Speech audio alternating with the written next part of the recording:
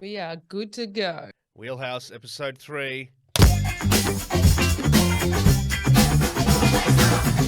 This is the Wheelhouse podcast, easily digestible, mostly factual things about cycling. There's a lot to talk about this week. All things Tour de France Femme, which continues. There's crashes, there's emotions running high, and there's a little bit of baby confusion happening on the podium. We're going to get into that. Also, the end of the men's tour. Extraordinary scenes, including extraordinary scenes at high altitude. We'll unpack that. And the Commonwealth Games are officially underway. So there's plenty to talk about. Before we do, I just wanted to take a moment to commemorate the fact that we've reached a third episode because I didn't see it coming. I don't think my co-host Kate Bates did either. So I wanted to get her a little gift just to say thank you. Kate, this is for... Kate, you're not here. I'm here, Joel. I'm here. Here I am. Wow. I can't give you the gift. You're not in the studio. This is very techie. Well, what is that jar full of? May I ask? Sherbet lollipops. Oh, you're too sweet. I mean, they'll rot my teeth, so maybe the next gift could be a toothbrush. But I like where your heart is, Joel, so thank you. Pleasure. So, look, this is very techie. Obviously, you're dialing in remotely from an undisclosed location. All things Com Games in your life at the moment. We'll get onto that. But it's good to have you at least sort of in the studio. And, look, you're here in spirit as well. Oh, there I am. Yeah. So it's yes, all good. I'm in the giant warehouse of Com Gamesville. We will talk about it later, but it's pretty exciting times. I can't believe that I thought I'd ever get sleep again between the hours of the Tour de France, the Tour de France Femme, and the Com Games. I think it's worse than having a newborn, Joel. All happening in the life of Bates. And this episode is officially called Episode 3, The Search for Bates. We'll work it out eventually. Now, before we get started, I think we need to make a very important clarification, Kate. I don't mean to be critical of your work. I love your work. But last week, you made a sensationally false claim about a certain mascot. Let's take a quick look back at the incident. I had a little bit of a giggle, Joel. They sent us a I'm putting it sticker. on over the earphones. I think that's appropriate. A sticker here that says "Watch the Femmes," but it's a beaver. Oh, How okay. inappropriate of me. They've gone with the beaver but they've as the gone mascot. with Okay. the beaver. So look, it's a very cute little beaver. A beaver. Is it though, Kate? So you claimed a beaver. Luckily. I claimed a beaver. There's a line I never thought I'd hear you say, Joel, but carry on. Luckily, our very good friends at Zwift got involved and clarified that Scotty, the mascot, is in fact, Kate, you can say it. What's Scotty? Scotty is a squirrel, Joel. Not in fact a beaver. Scotty is a squirrel. Although the buck teeth. Yeah. I mean, apparently a beaver has a paddle tail. I've learned a lot about animal identification in the last week. I love that. Thank you, not just to Zwift, but the rest of social media. Some people have been kind. Others have been less kind, Joel. But I suppose lesson learned. That'll teach me. Yeah, look, at least we didn't say it was a possum. That would have made things even stranger. This is true. I mean, and considering we don't have beavers or squirrels here in Australia, anyone can make that error. Look, thank you to Zwift for clarifying that one. And shout out to Scotty. What a great-looking squirrel he is. Now, let's move on. The men's tour is done and dusted, Kate, with some scenes at high altitude. This is interesting. The Fisherman did it. Vingegaard did it. And Denmark's first squadron scrambled the jets to escort him home. Let's take a look at this vision. For those watching at home, listening at home, the jets are flying alongside the private jet. Vingegaard has a smile wider than his winning margin on his face. Kate, extraordinary scenes. He looks like one of those like Listerine flip-top heads. Like his smile is so big, he's just so thrilled. But the crowd that turned out, absolutely phenomenal. For anybody who calls cycling a niche sport, I want them to take a look at that. Getting some, jet escort in, I think that kind of says a lot about how impressive winning the Tour de France is to his fellow Danes, my cousin, my countryman. Yeah, I was going to say your fellow Dane. And if you look Yes. closely in the crowd, you can actually see his boss from the docks.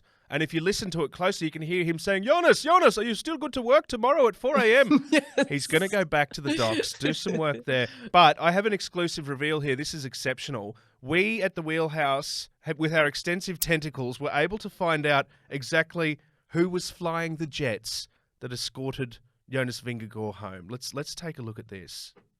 For those watching at home, these are the jets. There's that smile.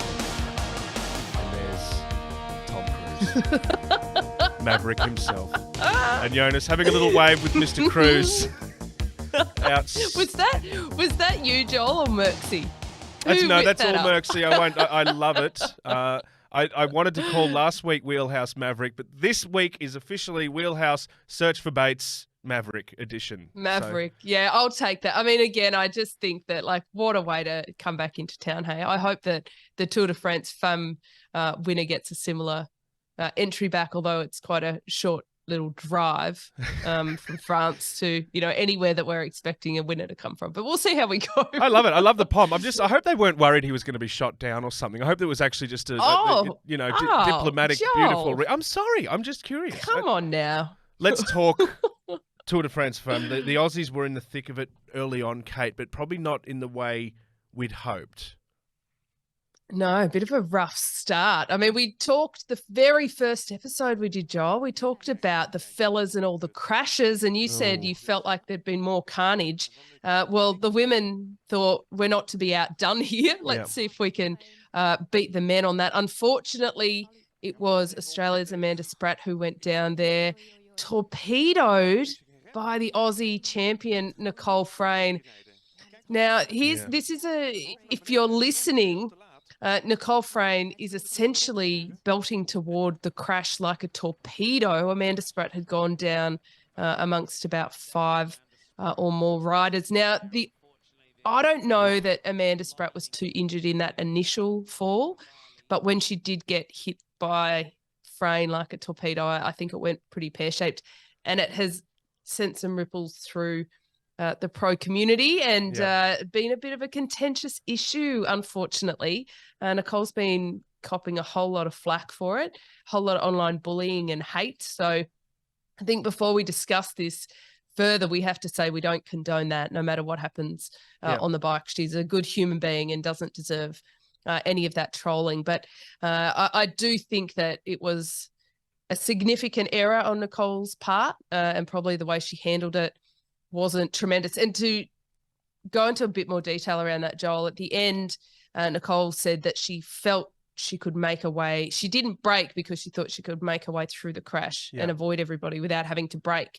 Alas, she did not, and instead torpedoed Amanda Spratt, leading to her withdrawal the next day. So it was quite high consequence. Nicole Frain was able to get back up, but some of the other riders were throwing a bit of shade her way and not being so kind about it. So I don't think the peloton's the nicest place for her at the moment. Well, like you said, a costly reaction to the crash, emotions running high, all of those kind of things. And you're in a good position to talk about this. How do you best handle these kind of things publicly? Obviously, when you're upset, you're angry, all of that. How do you avoid the vitriol?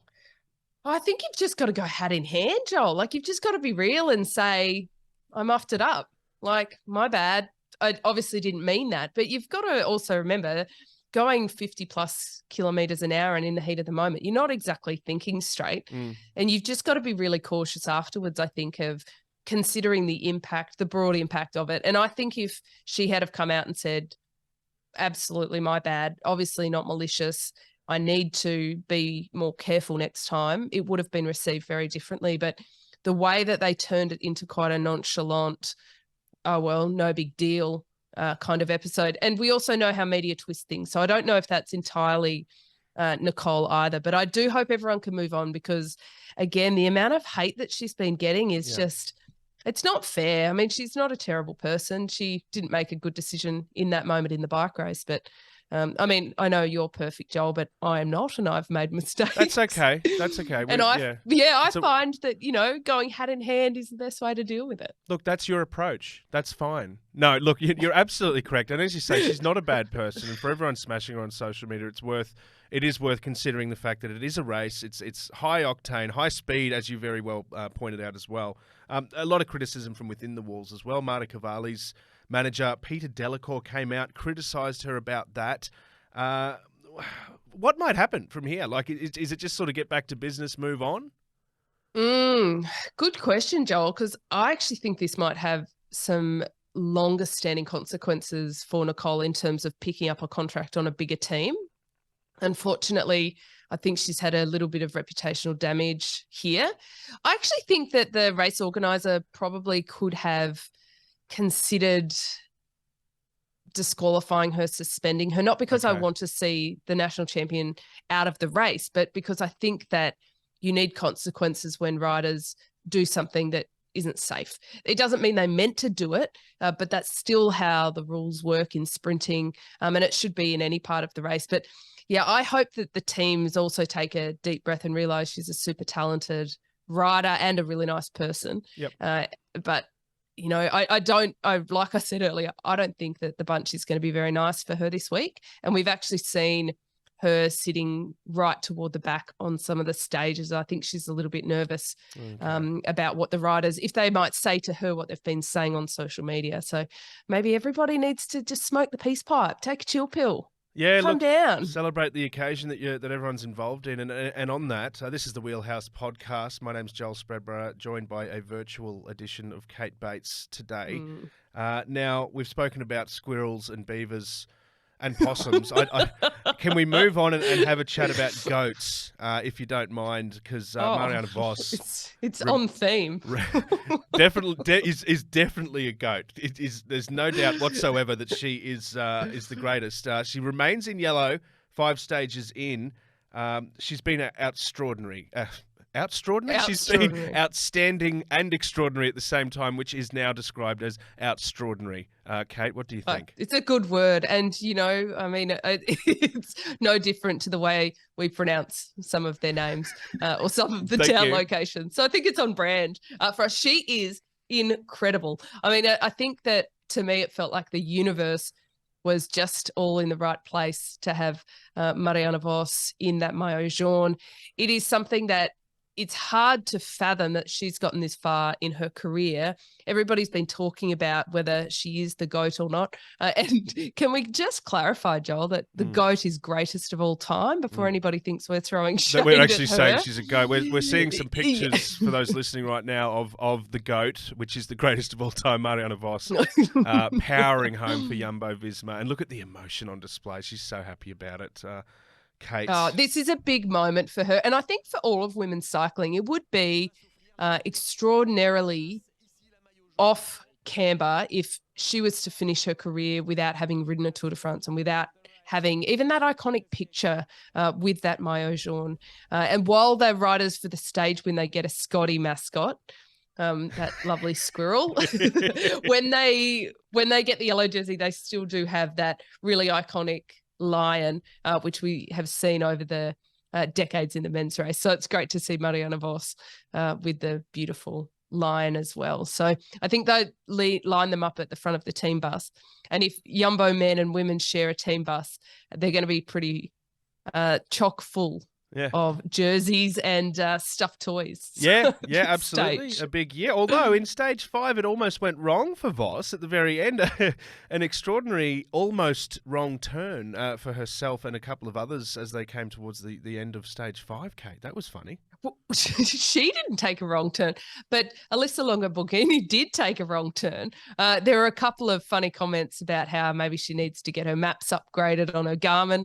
Maybe she wanted to get to the team bus earlier. Maybe, Joel, she just wanted to get out and make sure she could be one of the first to hear the new Wheelhouse episode. I know. Well, that's what I was thinking too. Yeah. But no, so what happens is toward the end of the stage, there's what they call a deviation where the motorbikes and the cars go so that they don't cross the finish line, which beyond anything, it allows the photographers to get those iconic shots of the winners without having that traffic in front of them. But she was just head down, dedicated to their Trek Segafredo's team lead out and took a little bit of a left-hand turn. But she took it in good spirits. Unfortunately, the commissaires weren't as kind. They took 9 seconds off her, which may come back to bite her in the back end. But they did seem not too stressed about it, which is a nice light moment after everybody's just been talking about the heavier, stressful, crashy moments of the tour. Well, there were some more Aussie crashes in Stage 5. Grace Brown, Ruby Roseman-Gannon went down. Movistar's Emma Norsgaard abandoned, of course. Now, we also saw the disqualification of Barbara Malcotti, which has been described pretty widely as harsh. What was your view on that one? I will go, harsh is a great descriptor for it, actually. So what happened is she was in the main bunch, but she had a teammate in the breakaway. They only had one team car. So she needed a new bike. The team car has dropped back and they've changed bikes, but at the front of the peloton. So between the break and that main peloton. Now, the rules say that you can only change bikes at the back of the peloton. And look, there's a lot of reasons behind that, but first and foremost, it's safety. So I think we can understand it's a decent rule. However, the team director, Andrew Bajadali, I don't think he considered that given the circumstance where he would have had to get the team car back behind a peloton could have possibly been any safer. I think it's very, very harsh. It's at judges' discretion too, which blows my mind. So this young rider is now out of the whole tour. They didn't even let her finish the stage, review it and have a good decision on it. They just pulled her over to the side of the road, took her race number and said, you're out. Yeah, that's what like, interested that's horrible. me. Surely some sort of post-stage review process and a time penalty or something like that. It seems like it's extraordinarily harsh. And Bajadali, as you said, was questioning what the judges had been eating for breakfast that day or something like that. Yeah, that was one of his comments. Like, maybe he had something off for breakfast, which, by the way, I think is the most delicate way to say that commissaire's a bit of a douchebag. Yeah. So, good on him for decorum. He also then went on to say, I'm not going to cuss at any commissaires, but I think he probably did cuss at a few choice words. I'm just imagining him though, like the bacon and eggs, and you know what, this bacon's no good. Find me someone to disqualify. Yes. Yes. Yeah, I've got happening. someone in my sights now. Although I don't know how much time you've spent in France, Joel, but I've never had myself a bacon and egg roll in France. And maybe that is the problem. If somebody did serve that up to the commissaire, I'm not sure it would have had all the trimmings, the onion, the barbecue sauce. I'm making myself hungry now. Assure you can find them. In my times in France, I have absolutely had them, and but next time we're there, I will prove it to you. But let's go to the other end of the pack, if we may. Lorena Vibes had a win in Stage 5, her second stage win, another powerful sprint finish at the end of the longest stage of the tour, 176.5 Ks, I believe. Great win. I want to just wind back a little bit because she also, of course, won the opening stage with another spectacular sprint and had some celebrations on the podium with a little bit of what I'm going to call infantile confusion, Kate Bates. Okay. Yes. That's not her baby. I think that's what the headline screamed. Yeah. Like, never mind the first ever woman in a yellow jersey at the Tour de France. It was all about the baby. But she sprinted so well. There is no doubt she's the quickest sprinter in the world at the moment in the female peloton. Just super impressive. And you could have picked that she was going to take that victory and then the first ever Maillot Jaune. But definitely she took a friend's baby up on stage. Yep. And people were very, very confused given the age of said cute small human, whether it was hers or not. But what I'd say, Joel, is the fellas take babies up there all the time and they don't physically have the babies. So I don't know why all the questions about, did she have time to make a comeback or not? But alas. Ridiculous. No, I completely agree. Can confirm the baby's name is Norcha, and it was a bet between two involved in the team to basically, like you said, she was very strong odds to win the stage. I don't know what the bet is. I don't know. I'm not aware of the line of gambling where you put your baby on the table and say, I bet you we one don't do baby. That here in Australia. I will put a baby on her winning the stage, and they did, and she did. Baby joined her alongside the lion as well. But look, at the end of the day, she was the first stage winner, so that probably should have been the biggest headline. But anyway, Kate, we move on. More uplifting scenes. I love this next part. So Cecily Uttrup Ludwig had a big win in stage 3. And I noticed you nodding approvingly at my pronunciation there. Thank you. I did. I noticed you spelt it phonetically on the rundown, which really impressed me. We've come a long way in 3 episodes, Joel. I know. Isn't it We're great? whipping through all the names. But isn't she one of the biggest characters? She is so cool, like huge personality, huge smile. Also, when she takes her helmet off, she's got this huge head of crazy curly hair, Great and curls. she's just Yep. an absolute character. But her ride to beat Marianne Vos on this kind of finish, and not by an inch or a wheel, she won by about 10 lengths. It was such a dominant win to win in the Danish champions' colours. Yep. Another cousin of mine, I was Joel, going to say, you, my her, and family is Jonas. doing very well. I know. At Christmas, when you see them both at Christmas, you can give them a thematic Matching Christmas gifts, presents. you think? Yeah. Or maybe a jet 2 for 1. escort. It's like I bought you both a ride in Tom Cruise's fighter jet. Something like Yes. that. I'll leave that with you. The We'll reaction, get James Corden involved and everyone will be happy. everyone will love it. Your action was extraordinary. As you say, she's larger than life. I love how raw she is. It's obviously a massive occasion. She has a massive personality to match it. Now, she's a character. She says how she's feeling, for better or worse sometimes. On this occasion, a little bit of, let's say, spectacularly colourful language escaped in her post-stage interview. Let's have a look at what Ludwig had to say. It's just, it feels like such a good comeback after. I have to say it was a fucking shit day yesterday.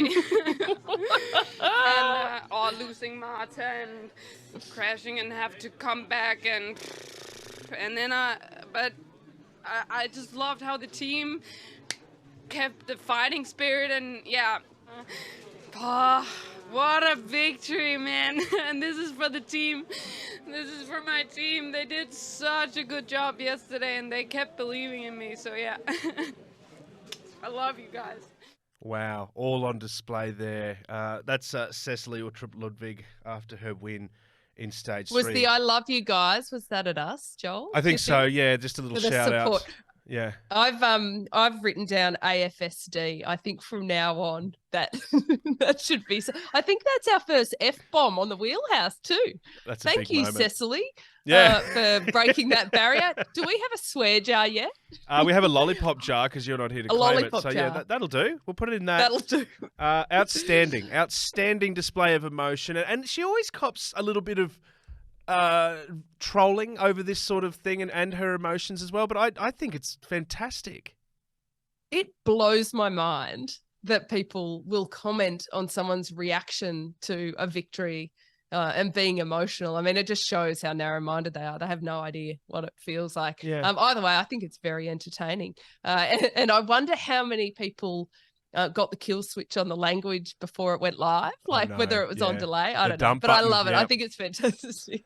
It's And amazing. Oh, please. little kids, they're the ones that are watching this, and language aside, seeing the passion and how much it means to them. I mean, it's a pretty powerful moment.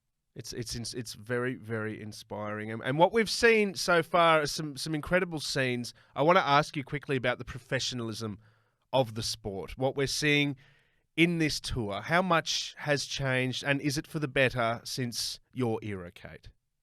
Oh, the professionalism has gone way up. I mean, these teams, a lot of them, if you're looking at Jumbo-Visma, for example, or DSM from VBES, they operate in the same way that the men's teams operate. Back in my day, there were 1 or 2 teams that could do that. One of those was T-Mobile that I was on, and we had a men's team and a women's team, and we all got treated the same, but we were one of very few teams. And actually, even though I say we got treated almost the same, I was going to say fond memory, but I don't think it's a fond memory of getting a massage from one of the team staff. And halfway through the massage, being asked to just wait for a moment that he'd be back. It was a male staff member. And smelling chocolate and thinking that's interesting. Next thing, I'm getting massaged with hot melted chocolate all over my back. What? It was so awkward, Joel. Okay. I like froze. And I remember going back to my room afterwards and having a shower and not wanting to tell my roommate because I'm like, this is embarrassing. I wonder if that happened to her. Anyway, as it transpired, the entire team received said chocolate massages. Apparently, it's meant to be very relaxing. Okay. And it culturally interesting too, because the German riders on the team had absolutely no problem with it. They thought it was fantastic. The Australian riders on the team were a little bit scarred, a little bit of a culture shock. So, look, suffice to say, I'm not sure that many of these athletes are receiving chocolate massages, but maybe some of them maybe that's why Longo Borghini headed off to the team bus early. She thought if she might get in, they might not run out of the dairy milk. Because every night they run out of the chocolate oil. It's just one of those things you'd think they'd maybe just let you know, guys. Just FYI, if you smell chocolate and your back starts getting rubbed in boiling oily chocolate, there's a sports science reason behind it. Don't freak out. Just a little disclaimer. That's all. Well, I mean, they use caffeine hair shampoo now, right? Like Alpecin, that's one of the sponsors. So, similar. Interesting. Same, but different. Now, of course, you're not here today. This is the Wheelhouse podcast. My name's Joel Spreadborough. Kate Bates is dialing in from a mystery location as she's on Com Games duty. So it would be fitting to talk about the Com Games, Kate. The opening ceremony has happened. It was a pretty good show, giant bulls and that sort of thing parading around in Birmingham. Interesting. I want to ask, obviously, let's look at the bikes. Who's on your radar for the Games? Yeah, well, we've got a pretty cracking Aussie team, actually. On the road, we've got Caleb Ewan after a bit of a disappointing tour. Let's see what he can do in Birmingham. I've also been told that it's Birmingham, not Birmingham, so I need to watch the pronunciation. Are you one of those people that says Worcester, or do you say Worcester? Well, Worcester now, I suppose, based on the look on your face there. Oh, and the other thing I found out last night is there's a very famous statue on the marathon course at the Commonwealth Games in Birmingham that's called colloquially the floozy in the jacuzzi. Wow. Okay. So there you go. Go Google said floozy in jacuzzi. Yeah. Anyway, we digress, Joel. Back onto the velodrome. The track team has a really great chance. We won 10 gold medals at the Gold Coast Commonwealth Games on the track. But actually, a lot of our stiff competition comes from the UK, from England. In many ways, they're diluted by racing for, England, Scotland, Wales, Isle of Man. But in many ways, actually, that just allows more talent out. And of course, our Cuzzy bros from across the ditch have really good teams as well. But Maeve Plouffe is one to look out for. She's only one of 3 women in the world who've ever broken the 3-minute 20 mark for the 3-kilometer individual pursuit. The other 2 is an American and a German, so they're not around. She's almost a shoe-in for gold, I reckon. She'll be a good one there. And of course, after Tokyo, we all remember Handlebar Gate, where poor Alex Porter, equipment exploded on him. They've fixed that, and I think the men's team's pursued are back on a mission. They're a pretty young squad.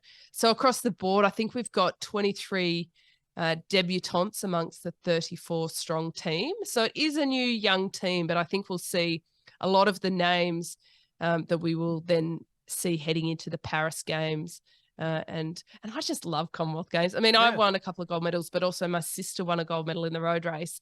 And that's one of my career highlights, was watching her win that gold medal. And so for me, there's definitely a little bit of sentimentality attached to it. But I think also for Australians, it's such an important race. Even though it's not perhaps as difficult to win as the World Championships, it's certainly an opportunity where your friends and family can watch and cheer along, and you get a bit more notoriety for it. With all these debutantes, will Australia dominate as it has in the past? Do you think it's still on the cards?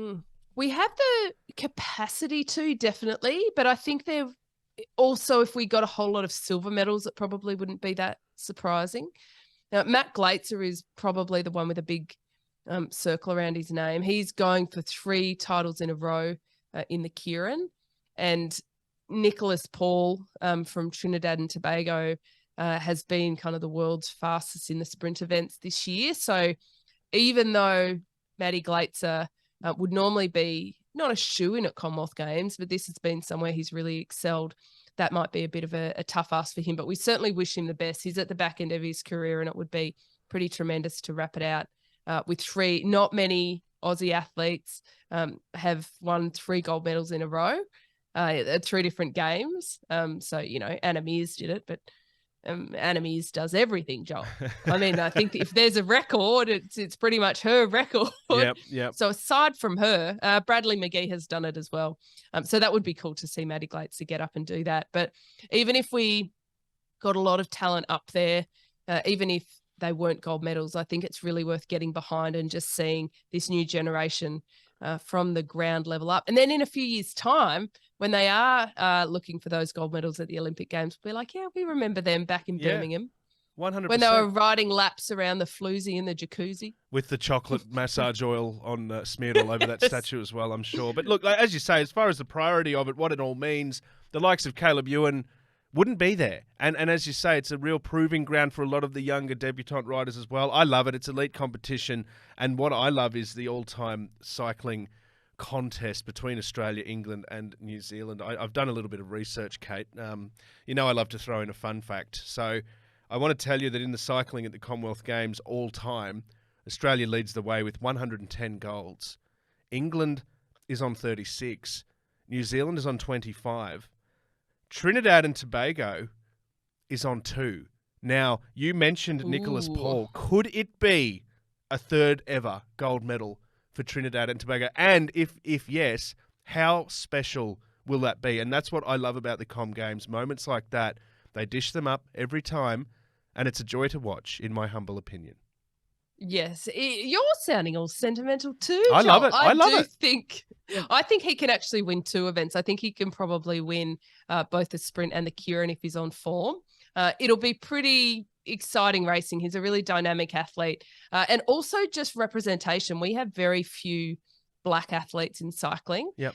So I think it's also really important that they get this opportunity, not just at world level, but the broadcasting. So we're covering it over on Channel 7. Scott McGrory and I will be doing the commentary there. And we've got Curtis McGrath also coming in because we've got some para events happening as well.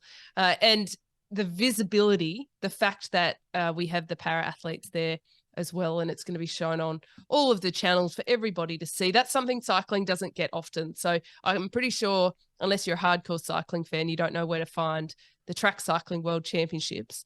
So even the world championships don't get a lot of eyeballs, but hopefully we will this week. And I hope that you're... Terrible shift times though, Joel. Oh, I can imagine. You're such a night owl. But what I hope is that your super says Kate Bates, Wheelhouse podcast host, and not former Olympian comment. None of that. Wheelhouse podcast host every time you come on screen, please.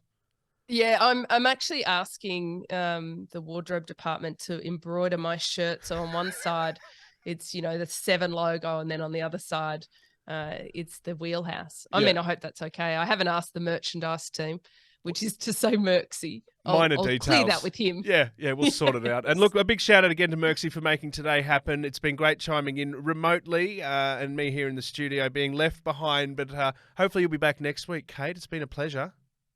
I will. Thank you very much for holding the fort up there and keeping my seat warm as it may be with a monitor. Good to get creative. But yes, it's very good to be dialing in. I've got my red pen all ready for my research ahead of the track cycling at the Commonwealth Games. But lots of action as always, Joel. Amazing. This is the Wheelhouse podcast. Easily digestible, mostly factual. Episode 3 comes to an end. The search for Bates Maverick. That's it. We'll be back next week. See you then. See you then.